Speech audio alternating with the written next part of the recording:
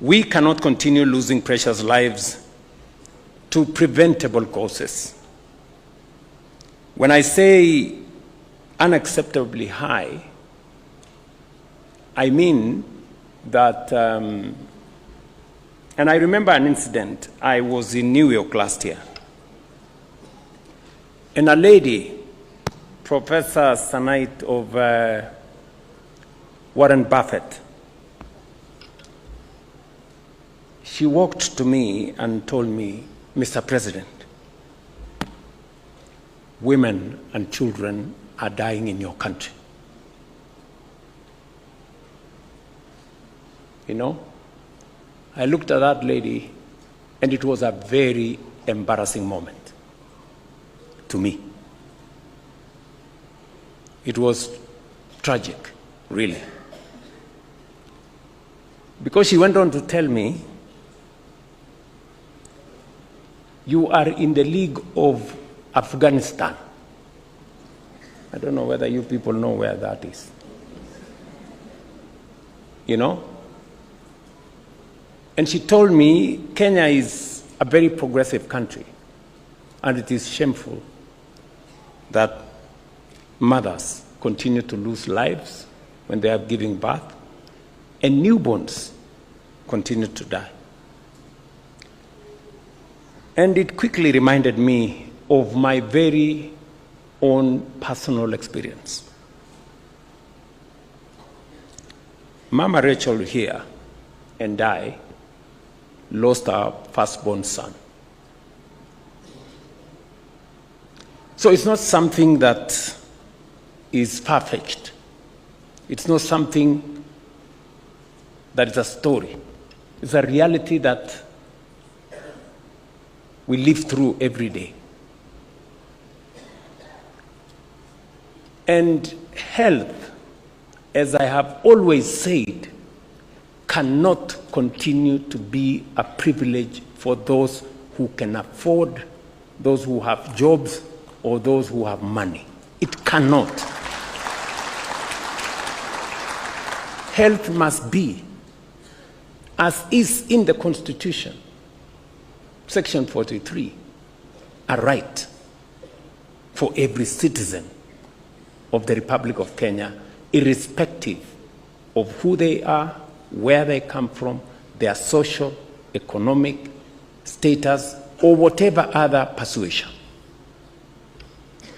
And it is the reason why I was willing to do anything to make sure that universal health coverage succeeds. I am very happy today. Today, I can say here with confidence, and governors are here. They are the ones who run our health institutions. Today, we have a different story. It is not what it was. Sometimes people don't want to say, because as I said earlier, good news is never news. You know? And I saw Abdul Swamad trying to persuade the media as to what kind of headline to have tomorrow. I want to tell you, Abdul Swamad, you will never get such an headline. Because it will sell no newspaper. You know? But that aside, what we are doing here today, when I came back from New York, I called Aden Duale, and I told my friend, it cannot be. These women in Kenya cannot continue to die. I'm very happy that the progress we have made in the last 6 months is clear and demonstrable.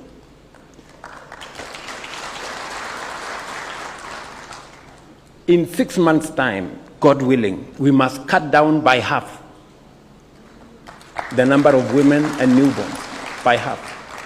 And we must progressively drive it to the place where we can account for every mother and every child. We can account for every pregnancy. And I have instructed the Digital Health Authority, and the CEO is here. I receive reports every evening between 10 and 11 p.m. on the registrations of SHA and all the other things that we must now have. How many mothers and how many newborns did we lose every day? Who are their names? Who are their names? Which facility? Which health professional? Because all these are preventable. And therefore we must hold each other to account. And I'm very happy governors are here. We did mobilize resources because apart from everything else that we are doing, there was need for resources. There is need for equipment for us to be able to capacitate the hospitals to handle these situations.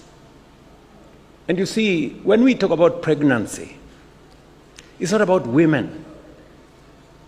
No woman gets pregnant on their own.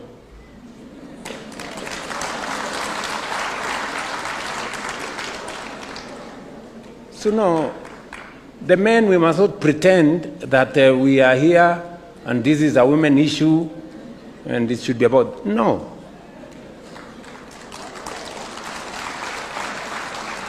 We must also be candid about us, because every pregnancy a man is involved.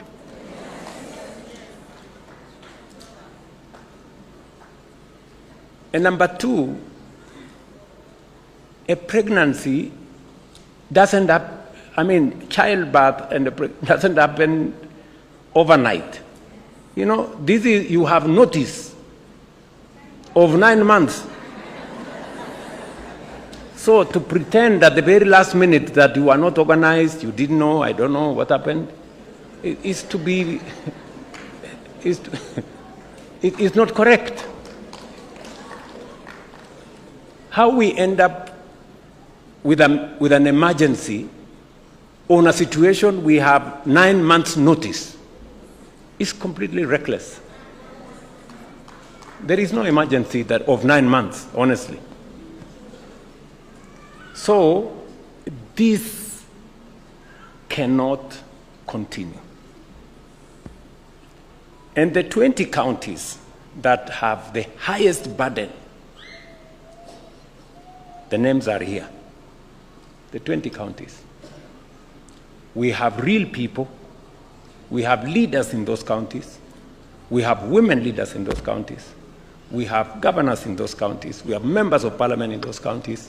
We have chiefs and everybody. And I want to promise you that I will lead from the front. That is what I have done. Until we stop this.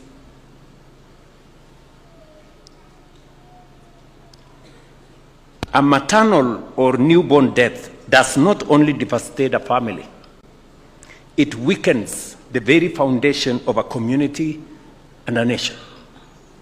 When a mother survives, her child is more likely to be immunized, well-nourished, educated, and become productive. By protecting mothers and children, we are not merely saving lives. We are breaking cycles of poverty and building a stronger future for Kenya.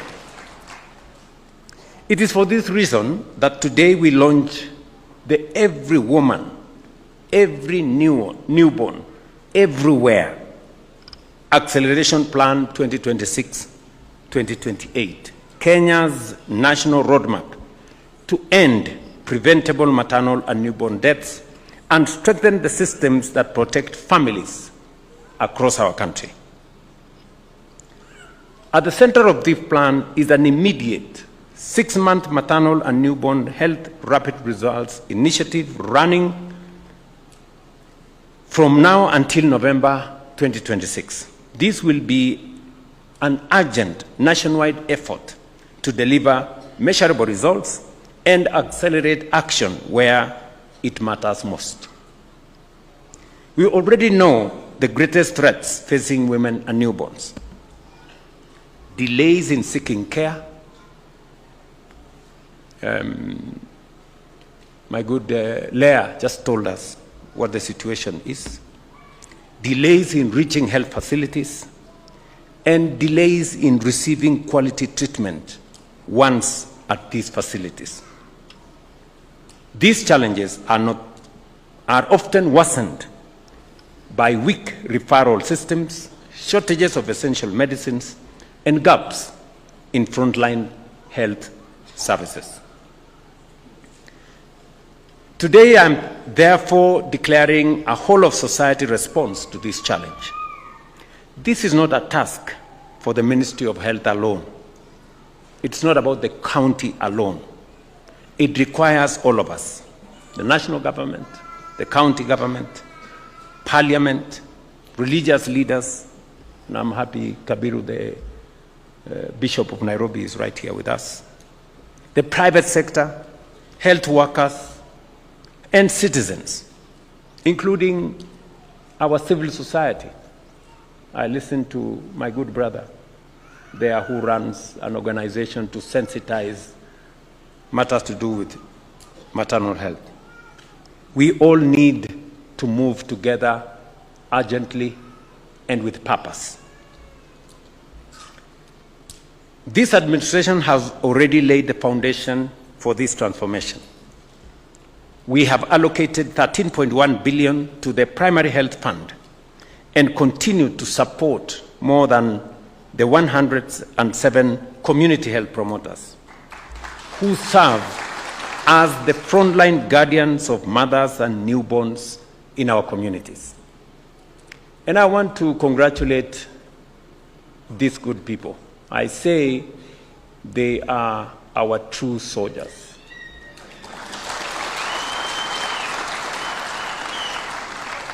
When we proposed that let us pay them a small stipend, I want to thank county governors. We agreed, and many of you had gone ahead. We are now working together. We will do the following because they have demonstrated impact and outcomes that justify us doing more for our CHPs. We are providing money in this year's budget, close to 2.3 billion shillings, to give them new kits.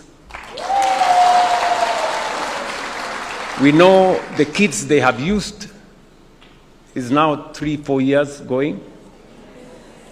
So we are going to provide them with new kits.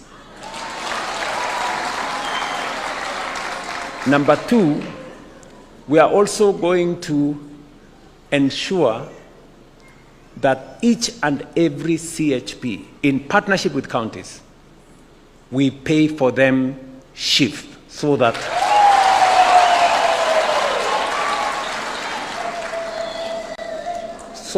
they too are covered. And number three, as Abdul Samad has said, we also make sure that their allowances don't delay. We package them into one so that they can receive it on time.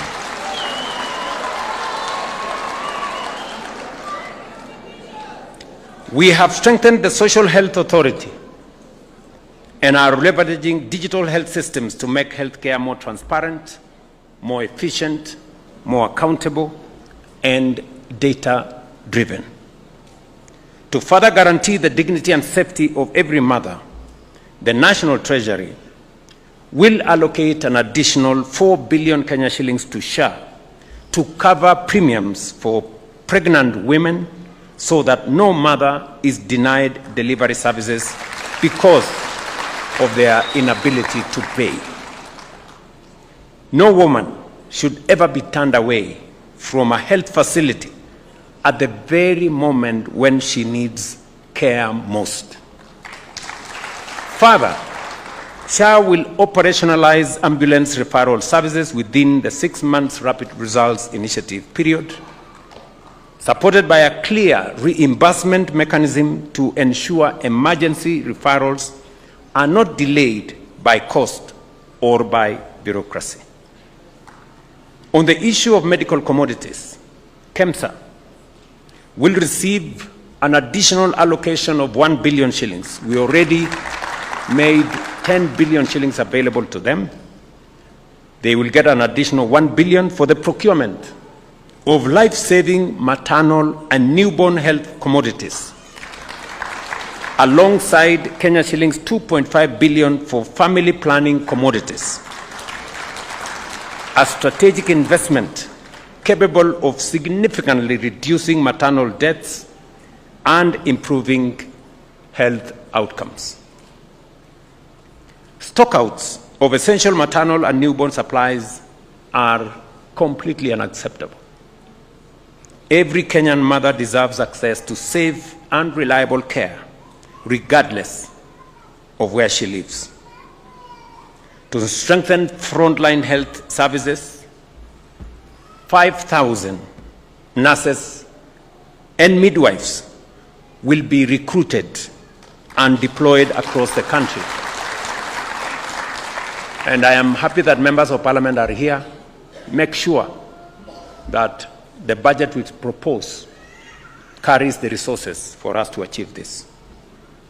A skilled health worker is, let me repeat this, a skilled health worker in the right place at the right time often represents the difference between life and death. Additionally, we will increase investment in safe blood systems across the country, because no woman should lose her life simply because blood was unavailable during an emergency. Ladies and gentlemen, accountability for these commitments begins with me. I will personally engage governors to ensure this initiative delivers measurable results. We will agree on clear targets, review progress regularly, and account not only for every shilling spent, but also for every pregnancy and every life saved. This initiative will be guided by real-time accountability systems, including monthly performance dashboards and digital reporting tools. Every maternal and newborn death must be reviewed, not necessarily to assign blame, but to prevent the next avoidable tragedy. I mean every. And I am happy that in the ecosystem that we are building, Mzee wa Nyumba Kumi, Chief, the whole community will be in the equation. We want a report. If a hospital fails to report the death of a mother or a child, the community should, the chief should, the Nyumba Kumi person should, the next person should, because we must account for every mother. To our governors, I ask you to lead from the front, because outcomes will ultimately be determined in our counties, hospitals, maternity wards, and health centers. To our health workers, I express the gratitude of our nation. You carry the greatest burden of this mission, and your service saves lives every single day. To our partners and the private sector, to the Susan Buffett Foundation and other partners, I urge you to continue working with us. We will deploy our own resources. We will use well whatever other resources are made available to us as we align all our support behind this single national plan. And to our communities, I appeal to you. Seek care early. Support pregnant mothers. And never remain silent when preventable deaths occur. The community, yes, let us not remain silent. Ladies and gentlemen, let us be the generation that refused to accept preventable maternal and newborn deaths as normal. Let us be the generation that chose action over indifference and urgency over delay. And together, let us build a Kenya where every mother survives childbirth and every child has a fair chance at life. Let me say this in conclusion, that we will do our part. The progress we have made in making sure every facility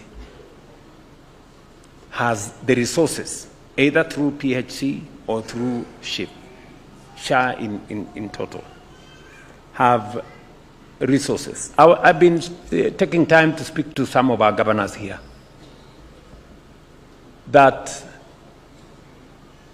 every month we release money that goes to our facilities. Today, facilities that have never seen money, today they receive money. Magavana, ni ukweli ama si ukweli? Yes, na musemi. Munawacha tu hawa watu wananipigia makelele, SHA is not working, SHA is not working. You know? And those who are telling us SHA is not working, they have no clue what works. They have no idea. You know? Listen, friends. I am very confident about the future of this nation. We are running SHA, not on borrowed money, not on gifts. We are running SHA, the largest undertaking by any administration on matters health using our own resources. Yes. The great people of Kenya are funding it. SHA. Yes, the great people of Kenya are funding SHA. And we are seeing results. KEMSA today, the refill rate 3 years ago at KEMSA was 38%. The CEO of KEMSA is here. Now we are all the way to 90. And we should take it to 100. We must take it to 100. I was speaking to Cess here, and she was telling me, one of the hospitals she went, she was surprised at the store, how full the medicine was. I mean, for the first time, you know? And I told my friends, governors here, if you want us to succeed, we must solve this Hakuna Dawa problem in our health facilities. And I want to ask very respectfully that the resources that goes from SHA to facilities, the first use of that money should be to make sure that there are health commodities. There is medicine. You know? Today, there are some hospitals, they have money, they don't know what to do with it. I'm told, some governors are telling me, the hospital boards are going to ask them, so what are we supposed to do with this money? You know? Because many of the counties have implemented FIF, every facility. And I like what Sakaja was saying here. We must empower every facility. We must give it the right board. Citizens must be involved. They must be there. The local people must be there. You know, and they must understand what is going on. Because when we send money, they must be the ones to prioritize how that money is used. What comes first? Is it building the gate or is it buying medicine? The people must take that decision at that level. And we will continue building capacity. You know, I am very passionate about universal health because so many people get into poverty because of health bills, which we can pay for, you know, which we can pay if we are organized the way we are organized. Today, the WhatsApp groups for raising harambes for hospital bills have gone down. Yes. That's the reality. Today you have testimonies in villages, in small places. Shah paid this much, Shah paid that much, the other Shah paid the other much. That is, and this is just 1 year, 1.5 years. You know, I went to Egypt, and I don't know who was there with me. Yes, Duale was there with me. The Minister for Health, we were taken through their universal health coverage, and it is almost similar to ours. They started it before us, but they have, out of a population of 100 million people, 100 plus million people, they only have about 8 million people. When we tell people we have 31 million people on our platform in 1.5 years, it doesn't look real. And it will never make it to the headline.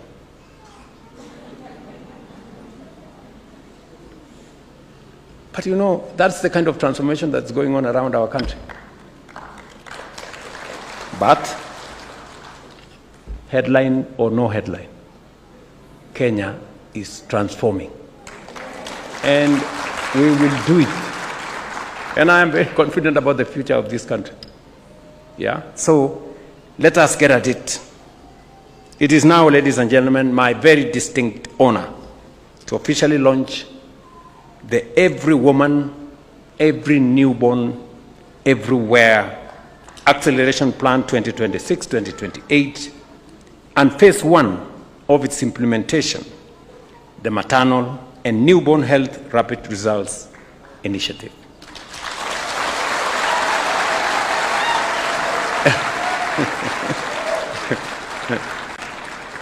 Just give me a minute. We have just released equipment going to 630 facilities in 20 counties. The counties who are doing well, they've told me they should not be punished for doing well. We will make sure they too get equipment. And we will continue pushing the needle until we get every facility equipped to make sure that no mother dies and no newborn dies. Because we can do it. We have the capacity to do it. I have said we will hire more nurses. We will train more people. We will have more new midwives for us to have the human capital enough to prevent our children, our newborns, and our mothers from losing their lives. This is not politics. This is about life. This is about Kenya. And we must do it together. I want to thank the county governments. They have been phenomenal. Let me say that. In the past, we used to argue. But I think we have settled the arguments in terms of who is big, who is small, whose position, whose responsibility. All that we have finished because we've all realized that ultimately we serve one people, the people of Kenya. And counties can support national government and national government can support counties. That's the spirit of the Constitution itself. And there is no competition between the national government and counties. We have just signed another agreement, cooperation agreement, for our county aggregation and industrial parks. We will be providing resources for the rollout of common user facilities in our county aggregation and industrial parks to support agro-processing, value addition, manufacturing in every county. Again, in partnership with county governments. And we very sincerely, I very sincerely appreciate that partnership. And you can count on my goodwill, you can count on my support and my partnership and that of the administration as we work together. Ladies and gentlemen, let me conclude this by saying I am truly, truly proud. We had a very emotional moment this morning. We've had another very emotional moment this afternoon. Today was a day of great emotion.